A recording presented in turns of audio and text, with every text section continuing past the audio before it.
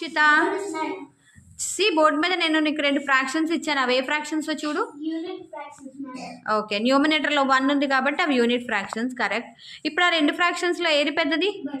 1/4. Okay, symbol పెట్టు, greater than symbol. ఎందుకు 1/4 పెద్దది ఎక్స్ప్లెయిన్ చేయగలవా? ఓకే, 4 ఈక్వల్ పార్ట్స్ తీసుకున్నాం.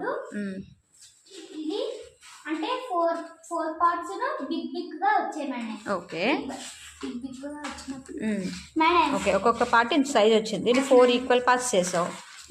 ఓకే, నెక్స్ట్ మేడం 1/8 ఉంది కదా మేడం. 1/8 ని 8 పార్ట్స్ గా చేసాం మేడం. ఒక సేమ్ పేపర్ తీసుకొని ఇది 1 పేపర్ ని 8 పార్ట్స్ తీసాం మేడం. 8 పార్ట్స్ తీస్తే మేడం ఇవి స్మాల్ గా ఉన్నాయి కదా మేడం, అందుకే 1/4. ఓకే, 8 పార్ట్స్ చేసినప్పుడు 1/4. ఓకే, ఇవి 8 పార్ట్సా? మేడం.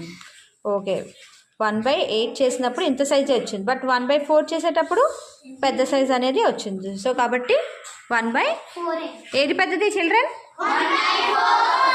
మీకు కూడా అర్థమైందా ఎందుకు అనేది? సో 1/4 కన్నా 1/8 కన్నా 1/4 ఎందుకు పెద్దదో. ఓకే, నెక్స్ట్ వేరే క్లాస్లోని అది ఎందుకో రీజన్ అనేది మీ నుంచి ఎవరైనా వచ్చి ఎక్స్ప్లెయిన్ చేయాలి. Be ready for that.